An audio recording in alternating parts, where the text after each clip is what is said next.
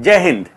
आज 10 तारीख अप्रैल की एसबीआई क्लर्क मेंस का पेपर हुआ। फर्स्ट शिफ्ट और सेकंड शिफ्ट मैं इस क्लास में डिस्कस करूंगा कि क्वांट में हमने जो पढ़ाया और आपको कितना हेल्प हुआ और एग्जाम किस तरह का आया, कितने क्वेश्चंस आए, किस तरह का पैटर्न था, पेपर इजी था, मॉडरेट था, किस पेपर में किस शिफ्ट में कितने क्वेश्चन अगर आपने किए तो कितना सेफ स्कोर है, वो सारी चीजें हम आज इसमें डिस्कस करेंगे। बट याद रखना, कुछ भी ऐसा नहीं आया जो आपको पढ़ाया नहीं गया था। हमने जो डीआई कराई, इवन एक डीआई तो एज इट इज मैंने करीब 10 दिन पहले कराई थी, सेकंड शिफ्ट में क्लच वाली डीआई वही आ गई।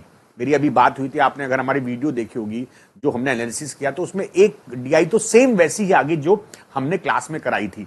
तो हमारी पढ़ाई हुई क्लास का बहुत हेल्प हुआ बच्चों को। यहां पर एक बस सबसे बड़ा शॉकिंग चीज ये रही कि क्वाड्रेटिक पर बेस उन्होंने केवल और केवल कंपेयर बेस क्वेश्चन दे दी, जो कि मेंस में शॉकिंग रहा। हम देखते हैं कि हमारे पास जो मेंस में पेपर होगा, उस पेपर को हम अपने इन 7 पार्ट में डिवाइड कर सकते हैं। ठीक है, मैं आपको क्या करता हूं, देखो मैं व्हाइट पेन से लिखूंगा कि भाई फर्स्ट शिफ्ट में क्या क्या रहा। तो अर्थमेटिक में फर्स्ट शिफ्ट में 10 क्वेश्चन आए थे। किससे? अर्थमेटिक से। अब 10 क्वेश्चन में टाइम एंड वर्क था, टाइम स्पीड डिस्टेंस था, मिक्सचर के 2 क्वेश्चन थे, केसलेट बेस्ड क्वेश्चन थे, पार्टनरशिप था, एवरेजेस था, प्रॉफिट लॉस में कुछ वेरिएशन बेस्ड क्वेश्चन थे। मतलब ऐसा कुछ नहीं जो अगर आप मेहनत ना करो तो अगर आप मेहनत करोगे तो आप आसानी से कर लोगे। हाँ, जब अगर पढ़ाई नहीं करोगे तो प्रॉब्लम होगी। और जो बच्चा मेंस तक लिख कर आया, इसका मतलब उसने मेहनत तो की है, प्री निकाला है। 20-25 लाख लोग, 20 लाख लोगों में आपका प्री निकला, मतलब आप स्पेशल हो, कुछ एक्स्ट्रा है तुम में। थोड़ा और मेहनत करोगे तो आप इस साल या तो आपका अभी हो जाएगा या आप आने वाले एग्जाम्स में हो जाएगा। अब हम बात करते हैं फर्स्ट शिफ्ट में डेटा इंटरप्रिटेशन। फर्स्ट शिफ्ट में डेटा इंटरप्रिटेशन के 4 सेट आए थे, जिसमें पाई चार्ट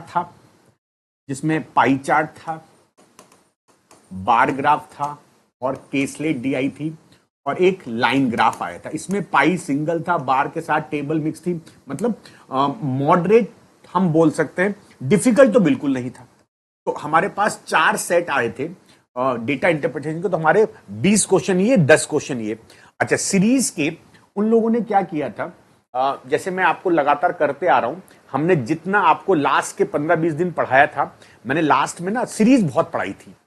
अब उस सीरीज से वो क्वेश्चन आते कि आपको एक क्वेश्चन में 2 या 3 सीरीज दे देगा और उसके बाद उसमें से कोई मिसिंग टर्म, ए बी या रॉन्ग टर्म के बारे में। तो पहले पेपर में हमारे पास फर्स्ट शिफ्ट में 3 से 4 क्वेश्चन सीरीज के भी आए थे, जो कि आसान क्वेश्चन थे। मतलब ये जो हमारा पार्ट था, ये इजी पार्ट था। और जो हमारा ये अर्थमेटिक था इस फर्स्ट शिफ्ट में, इसमें कुछ क्वेश्चन इजी थे, 1-2 क्वेश्चन मॉडरेट था।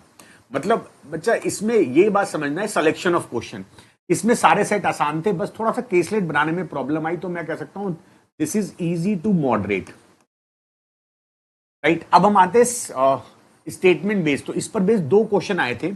एक क्वेश्चन मेंसुरेशन बेस्ड था, एक क्वेश्चन आपका अर्थमेटिक बेस्ड था। तो अर्थमेटिक का एक क्वेश्चन आपको यहां भी मिल रहा है और ये भी आसान क्वेश्चन थे।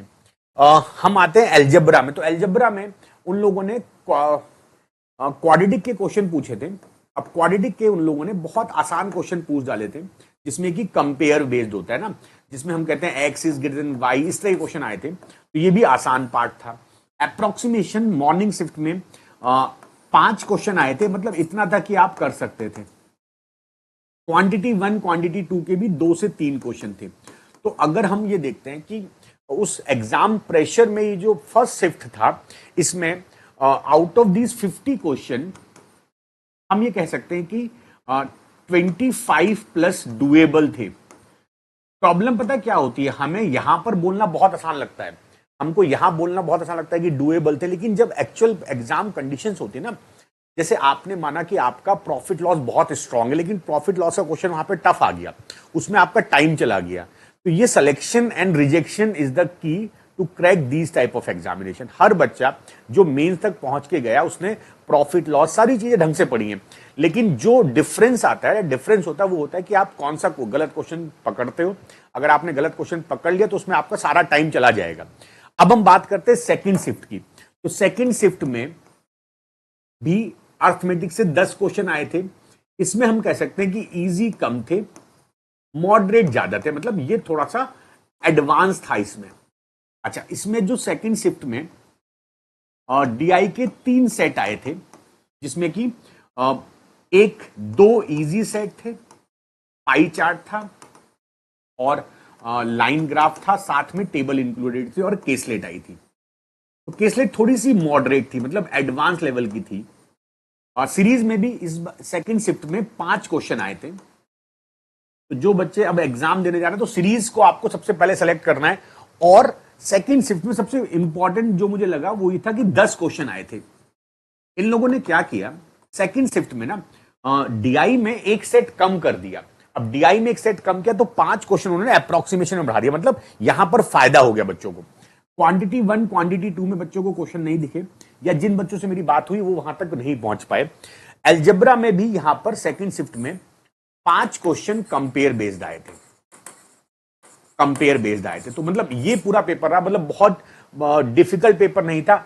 अगर हम इवनिंग सेकंड शिफ्ट की बात करते हैं तो 50 में से 30+ डुएबल थे, ठीक है, 30+ डुएबल थे। तो अगर आप फर्स्ट शिफ्ट में 25 के आसपास करके आए हो, आपका कट ऑफ तो क्लियर निकल जाएगा, मतलब 20+ पे कट ऑफ निकल जाएगा। इधर 20+ पे आपका बल्कि बहुत कम होता है कट ऑफ, लेकिन अगर आपको सिलेक्शन चाहिए तो आपको कम से कम 25 और 30s में होने चाहिए।